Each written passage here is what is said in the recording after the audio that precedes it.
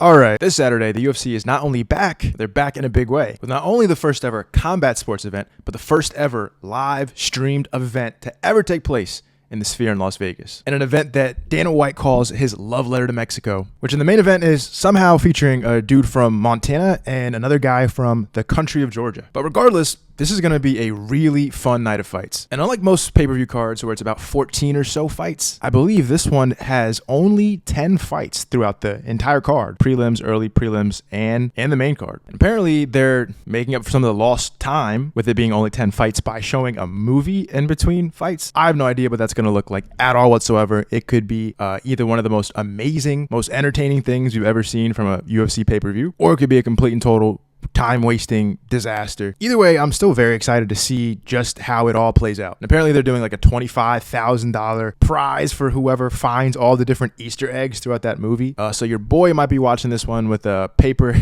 Your boy might be watching this one with a paper and pencil in hand, ready to collect. But while this card has been touted as one of the most exciting fight cards in a long time due to all the different bells and whistles, at the end of the day, what we really care about are the fights themselves. And when we take a closer look at the two guys in the main event, this is a really tough fight to call. Because while Sean O'Malley has put on some of the most exciting performances inside the octagon as of late, the guy's also had a very strange career. Like we all know, for most of his career, he was fighting lesser competition, whether it was former WEC guys like Eddie Weiland, who he got a very impressive knockout over, or guys that were coming straight off of their last shift at the tire shop, literally, and Chris Mucino. For a while, we never really understood just how good O'Malley was. We didn't know if he was all flash and no substance, or if the guy could really fight at the highest level with the best of the best. Fast forward to the fight between Sean O'Malley and Peter Yan at UFC 280. We all finally thought we were going to get an answer to this question. We were going to see Sean O'Malley against the guy who was touted as maybe at the time the best 135er on the planet. And Sean had a great performance. He proved at the very least that he could hang with the best of the best. But this one being only a 3-round fight, and both of these guys having amazing moments in this one, not to mention it ending in a pretty controversial at the time split decision. A lot of people felt like we saw that Sean was good, but we kind of already knew that.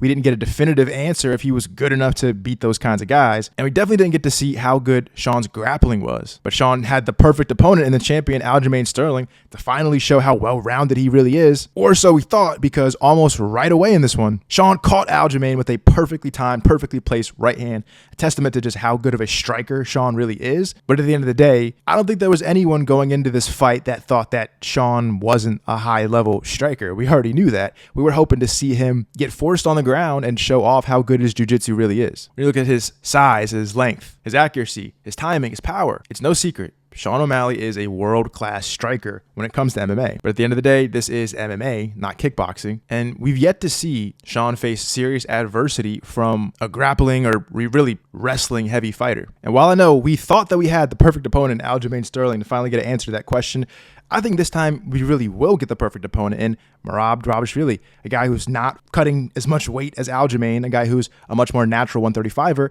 and who, oh, by the way, also fought Peter Yan in a main event fight, full 5 rounds, and ended up completely dominating the grappling exchanges in this fight, really completely dominating the entire fight due to how good his grappling is.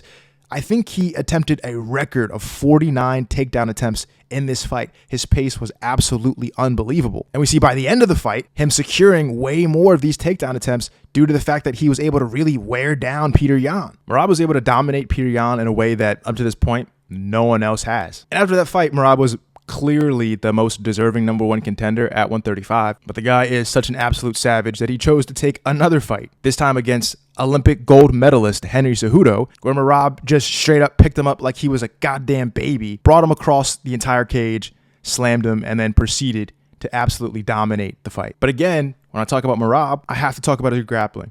When I talk about Sean, I have to talk about his striking, which is why this fight is so hard to call. It's really going to depend on who's able to implement their game plan better. I mean, to be fair, I guess that's every single fight ever, right? But I think the story of this fight will probably get told very early on. Either Merab's striking is so far below O'Malley, especially when you factor in the gigantic size difference, that Merab is going to get caught from range within the first couple rounds, kind of like how Aljo did. Or Merab is going to implement a somewhat similar game plan as he did against Peter Yan, being wrestling heavy right away, putting the pressure on O'Malley, and O'Malley being a quick fast, explosive striker, all that grappling is going to get his muscles filled with blood. It's going to get him tired. It's going to wear him down. And over time, if this fight ends up going into the later rounds, he could wear Sean down to the point where he's just playing not as effective on the feet anymore. But while Sean O'Malley's grappling is a relative unknown, the guy is always talking about how good he is on the ground. He swears he has high-level jiu-jitsu, and some people might not know he actually did have a grappling match against Takanori Gomi, a guy who I believe fought at 155. So a guy who's bigger and stronger than him, although maybe not as tall and long. And I guess you could argue in the case of jiu-jitsu that length might work more to Sean O'Malley's advantage, but Sean was able to secure a submission and got Takanori Gomi to tap pretty quickly. And when you look at the exact way that he was able to set up that choke and how he's able to sink it in so perfectly, so fast, it's got to make you wonder if Merab coming out there with a very wrestling-heavy game plan is going to play into Sean O'Malley's favor. Because we see how slickly O'Malley was able to pull off that submission. If I'm Merab, I got to be worried about coming out with an overly aggressive wrestling game plan and getting submitted right away because of it. So at the end of the day, I think this is a total and complete 50-50 fight. It's really hard to pick a winner in this one. Right now, as of recording this, I'm kind of leaning towards O'Malley just because I think he has more ways to win.